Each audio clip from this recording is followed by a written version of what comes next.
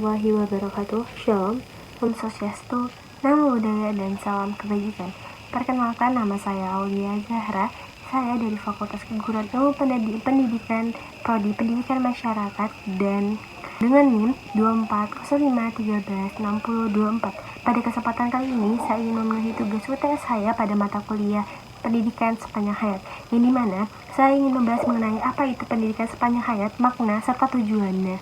Dan juga pada video kali ini yang saya pilih adalah video pembelajaran online, dan juga mungkin akan ada responden, yaitu teman-teman seumur hidup, yang dimana pendidikan tidak hanya dilakukan pada saat pendidikan formal saja seperti TK, pada saat TK, SD, SMP, SMA, dan juga perkuliahan, namun pendidikan itu akan kita dapatkan terus menerus hingga akhir hayat kita nanti. Baik, selanjutnya saya akan menjelaskan alasan adanya pendidikan sepanjang hayat ini. Jadi ada beberapa alasan yang akan saya sebutkan. Yang pertama itu adalah mengembangkan potensi manusia secara optimal. Nah, jadi manusia itu kan bersifatnya berubah-ubah ya seiring berjalannya waktu. Mungkin itu termasuk juga dalam menangkup kita dalam berproses dalam menjadi dewasa. Jadi kita tuh dapat mengembangkan potensi ataupun kemampuan kita, dan juga terutama dalam sifat-sifat yang ada di dalam diri kita. Nah, selanjutnya yang kedua adalah menyelaraskan pendidikan wajib belajar dengan pengembangan kepribadian.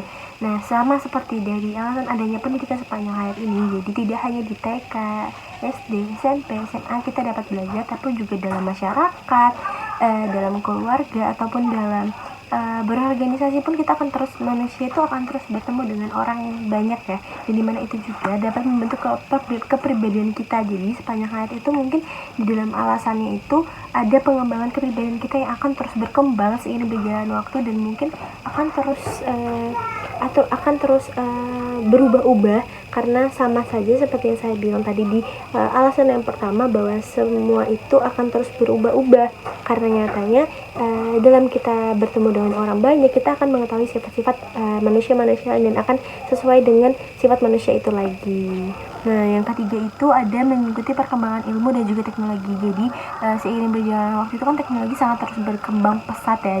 Nah, di sini juga dalam pendidikan sepanjang hayat itu kita dapat harus beradaptasi dengan perubahan-perubahan yang ada. Baik, yang keempat itu adalah menghadapi tantangan masa depan dan dapat mengubahnya menjadi peluang. Nah, di kesempatan kali ini menurut saya itu alasan dari pendidikan sepanjang hayat itu ada, mungkin sangat benar ya, apalagi di masa sekarang itu kita tuh menganggapnya bahwa takut gitu, karena menurut saya ternyata sesuatu hal yang berawal dari keterpaksaan atau ketakutan, kalau kita tidak melawannya itu tidak akan bisa menjadi peluang kita ataupun pelajaran kita di masa depan. Mungkin itu sih yang menurut saya kenapa alasan menghadapi tantangan masa depan itu termasuk dari alasan kenapa adanya pendidikan sepanjang hayat itu ada. Nah, jadi alasan yang kelima itu ada meningkatkan kualitas kehidupan secara berkesinambungan. Nah, di alasan ini itu perkembangan berbagai keterampilan kita itu dapat meningkatkan kualitas hidup kita sendiri.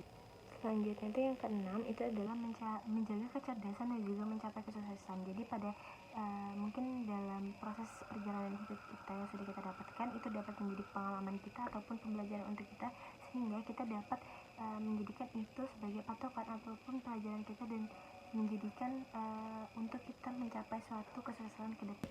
Selanjutnya yang terakhir itu adalah membuka peluang untuk mengenal orang baru dan juga membentuk hubungan sosial yang berharga.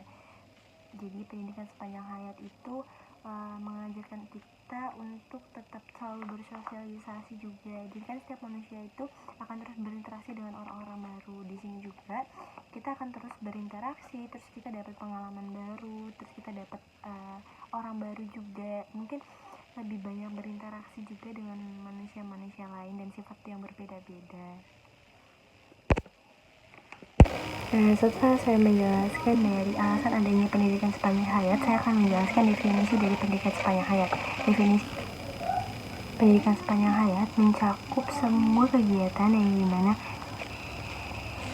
baik formal, non-formal, dan maupun informal.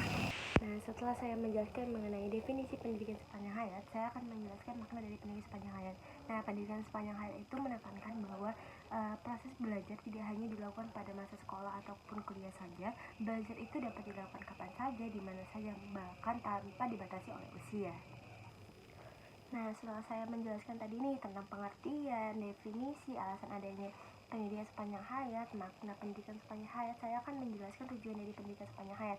Nah, tujuan dari pendidikan sepanjang hayat itu sama seperti yang telah saya jelaskan tadi. Itu tuh sebenarnya untuk mengembangkan potensi dalam diri kita untuk lebih optimal lagi dan dapat berkelanjutan sepanjang hidup kita. Dan juga mungkin setelah dari sini saya akan melihat responden dari teman-teman semua yang sudah menonton video pembelajaran saya untuk memahami kembali nih apa sih pendidikan sepanjang hayat itu. Mungkin tanggapan dari teman-teman dan juga pertanyaan yang akan tanyakan kepada responden yang saya pilih. Baik, itu saja penjelasan mengenai pendidikan sepanjang hayat dari saya. Kurang lebihnya mohon maaf. Baik semuanya. Teman semuanya, jadi di sini saya berkesempatan setelah dari materi yang telah saya jelaskan tadi, ada teman-teman responden saya nih, yaitu ada nama saya Syifa Putri dari Prodi Pendidikan Guru Sekolah Dasar. Saya Mina Ratini Sanun, saya dari Prodi Pendidikan Guru Sekolah Dasar. Nah, dari kalian yang sudah tadi lihat tuh apa aja pembelajaran sepanjang hayat yang sudah saya berikan videonya. Apa sih yang bisa kalian simpulkan dari pendidikan sepanjang hayat itu? Mulai dari siapa sih kalian? Kalau dari saya sendiri yang dapat saya simpulkan, pendidikan sepanjang hayat itu konsep pendidikan yang mencakup seluruh kegiatan belajar mengajar yang berlangsung sepanjang hidup manusia. Terus ada prinsip utama pendidikan sepanjang hayat, yaitu setiap tempat adalah sekolah dan setiap orang adalah guru. Kalau menurut saya, pendidikan seumur hidup adalah proses pendidikan yang berlangsung tanpa batas waktu dan tempat, yaitu mulai sejak lahir hingga akhir hayat manusia. Pendidikan ini juga bisa dilaksanakan di sekolah, di masyarakat, di keluarga, dan dalam pekerjaan.